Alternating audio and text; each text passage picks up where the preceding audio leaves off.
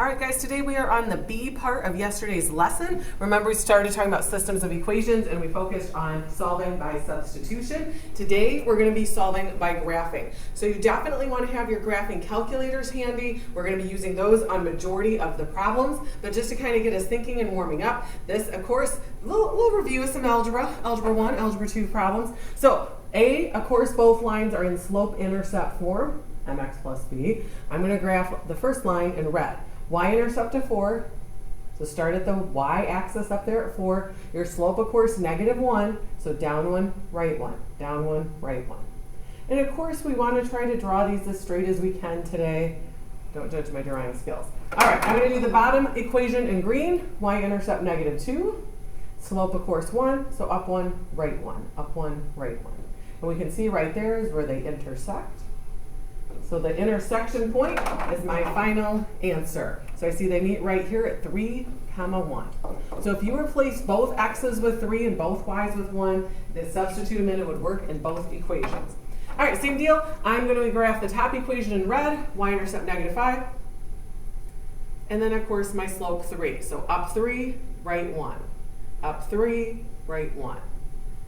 Try to draw it straight, no promises here. Okay, bottom equation, I do need to do a little work to it. I'm not in y equals form, so some of you can mentally do this. I'm going to subtract the 3x over. Let's rewrite it. I'm going to put the x term first, and then, of course, the -1. And now I'm just going to switch all the signs so we have a positive y. Okay, y-intercept 1, slope of 3. Interesting, they have the same slopes. So, if they have the same slopes, they are never ever going to intersect because they are parallel lines, so we have no solution. Got it. Now, just a quick review, of course, on how to graph on your calculators. You probably know all of this. Make sure, of course, both equations are solved for y. Graph them both. You need the point of intersection. So you're going to hit second trace, so you get in that calculate menu, and then obviously you want number 5, intersect. As always, we should check our solutions by plugging them back in and make sure they work. I'm sure everybody's going to be doing that. Okay, feel my sarcasm. So you can take a look here. I've got the graphs up. I'm going to pull up the graphing calculator here in a minute. So clearly, I just typed in line y equals ln of x, natural log. This one, of course, we had to solve for y. And we can see on the picture where they're intersecting. So let me pull up the graphing calculator. I've got them typed in there. You can see in my y equals menu. And then I have that bottom line solve for y. Make sure you use the negative on that x and not the subtraction key. It'll get angry at you. All right, let's have our calculator. It looks like they meet at 1, 0, but let's make sure it's not some decimal. So second trace, number 5. Now, I don't even see the cursor, so I'm just going to hit right arrow. Oh, there's the cursor. So he's on that blue curve. I'm going to hit enter. Maybe. It automatically jumps to your other line, your red line there. Hit enter. Nobody wants to guess. That's stupid. Hit enter. And we can see they do intersect at 1, 0. I thought it was 1, 0, but we should check, right? Okay. All right, so you can see I have B, of course, the graph. This time you can see they're intersecting in 2 different points, so we do want a calculator find both of those. Now make sure, of course, you have your equations in y equals form. I'm going to add y and subtract the 3. So I'm going to have y equals x squared minus 3. And then for this one, same thing. Most of you, I know, can mentally picture this. We're going to add the y and subtract the 1. So I'm going to end up with y equals x minus 1. So let's pull up our graphing calculator. We're going to clear out our old equations, down and clear, and then let's type those in and get the intersection point. So x squared minus 3, hit enter, and then x minus 1. And graph. So there's the graph. We already knew that was coming, our parabola in the line. Same deal, I'm going to do second trace, number 5. Now this time, let's do the left intersection point first. I'm just going to kind of cursor it over there.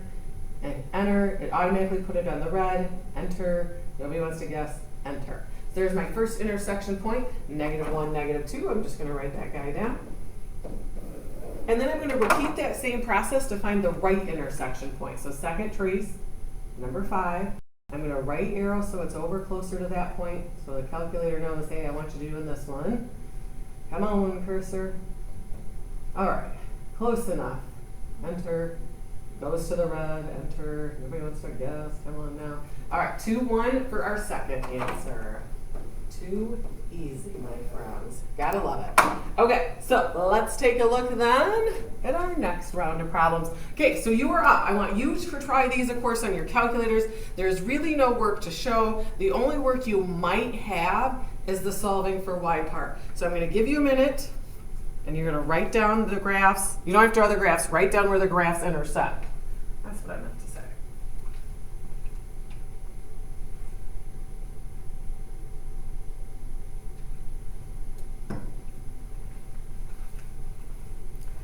So our first system, of course, we can probably solve that top one for y in our head.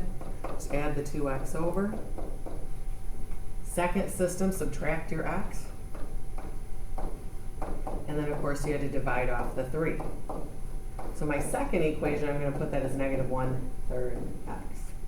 So, of course, you're typing those in y equals. You're going to hit graph, second trace, number 5, intersect, and hopefully you found that they intersect at negative 3, 1. All right, let's repeat that process for our second one. Of course, we got to solve them for y. Top equation is going to be easy enough. We just have to subtract x squared off. So we're going to have a parabola. Bottom one, let's add the x. And then, of course, you have to divide everything by 2. So let's put it as 1/2 x, 5 over 2, 2.5, whatever you want to put.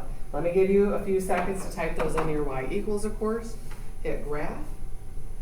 And you probably don't even need to do the second trace number 5, because you will see on these, they do not intersect.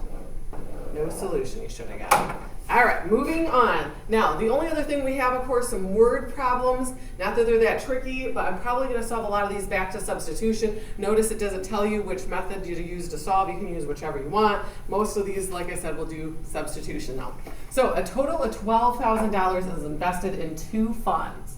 Now, I'm going to keep it easy. I'm going to call my 2 funds, one of them X, one of them Y. So I have a total. I'm going to add up however much for X, however much in Y, to 12,000. Okay, one of the funds pays 9% interest rate. So 9%, we're going to put that down as a decimal, and you multiply it by however much money you have in that account. The other interest rate on the other account is 11%. Gosh, I'd like to make 11% interest. And the total amount you made in interest, $1,180. So the percents always go with the interest. So there's my 2 equations. Now I'm just going to solve that, of course, using substitution. I'm going to solve the top equation for x. I'm just going to subtract y over. So I'm just going to rewrite it up here. And then I'm going to take that expression for x and substitute it into the bottom equation. So I'm going to rewrite this bottom equation, 0.09 times x, but we're replacing x with negative y plus 12,000. I still have plus 0.11y equals 1180. There's the setup. Now you just probably need to grab a calculator. We got a lot of distributing to do. 0.09 times negative y, 0.09 times 12,000. Clearly I got a calculator out for that. All right, so we're going to combine our y's, and let's go ahead and subtract this 1080 off also. And then I'm going to combine the y's. Negative 0.09 plus 0.11, 0.02. We're down to 100 on the right, and we're going to divide off 0.02. So we end up with 5,000. Notice I put a dollar symbol on because we're talking about money in an account, and I'm going to label y was my 11% fund. Now, to figure out x, of course, I'm going to do it super easy. I'm pretty much going to do it in my head. Remember, you have a total of $12,000 to invest. So if I have 5,000 11% account, that means I have 7,000 left to invest to make my total of 12,000, and that was in the 9% account. Got it. So just remember the interest, the percents, always go with the interest equation. All right, you're up. You're going to try this one. You are given the yearly interest of $400, earned from a total of $18,000 invested in 2 funds.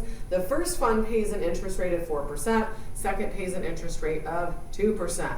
Write and solve a system of equations. Find the amount at each rate. Okay, first, write your 2 equations. Let me give you a few seconds to do that.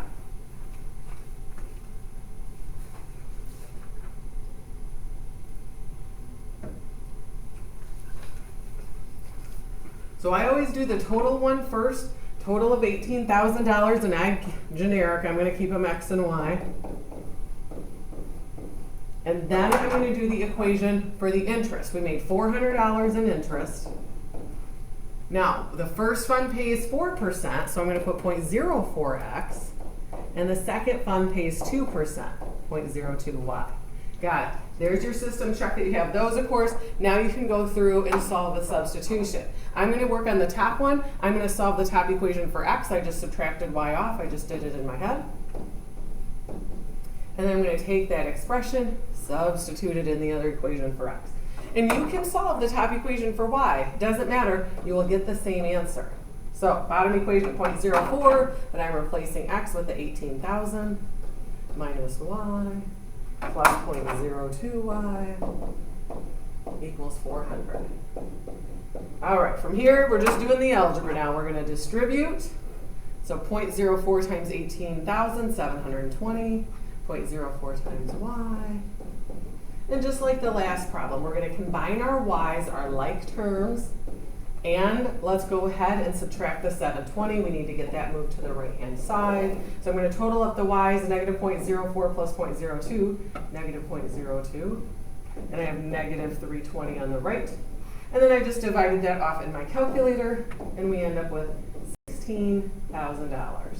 And y was at the 2%. So I'm just going to label that. Okay, with no work, we can figure out x, of course, because you had a total of $18,000 to invest. I already have $16,000 of it accounted for, so there's only $2,000 left. And that x was at the 4%. There we go. All right, gotta love it. Last type of word problems we're going to take a look at here today. We're going to talk about cost equaling revenues. A small business invests $10,000 in equipment to produce a product. Each unit of the product costs 65 cents to produce. It's sold for $1.20. How many items must be sold before the business breaks even?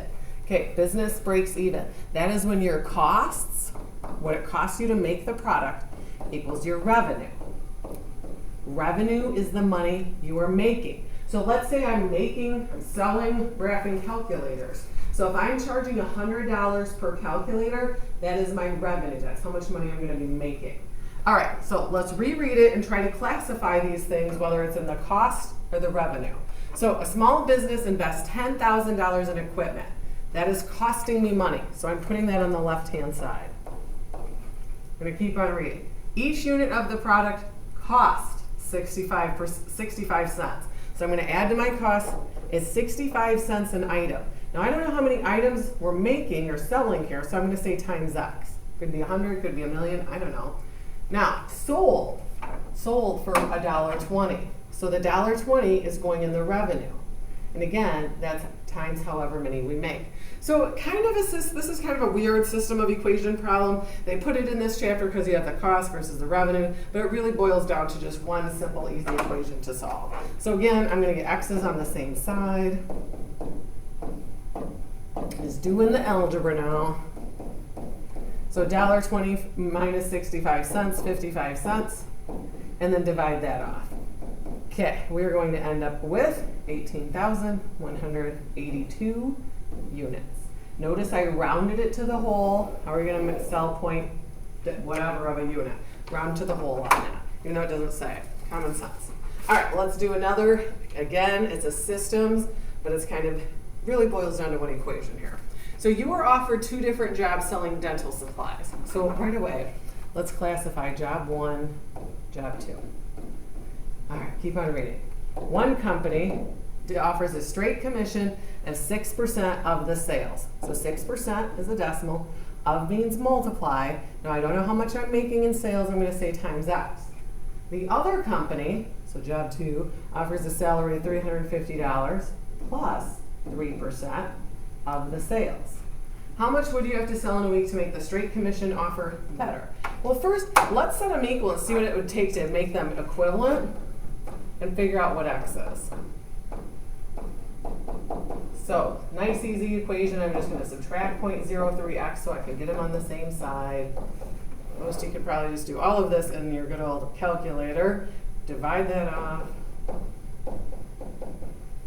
and you end up with, now we're talking about sales, so I'm going to put a dollar symbol on it, and we're going to round to the 100th, 2 decimal places, dollars and cents. So that's how much I'd have to sell to make the jobs equal. So for my final answer, if I want to make the straight commission offer better, I need to sell more than $11,666.67. So my final answer, I'm just going to say, okay, I need to sell more than $11,666.67. Got it. All right, final equation system. You try this one. Use a graphic calculator, graph the cost of revenue in the same viewing window. Find the sales necessary to break even and the corresponding revenue.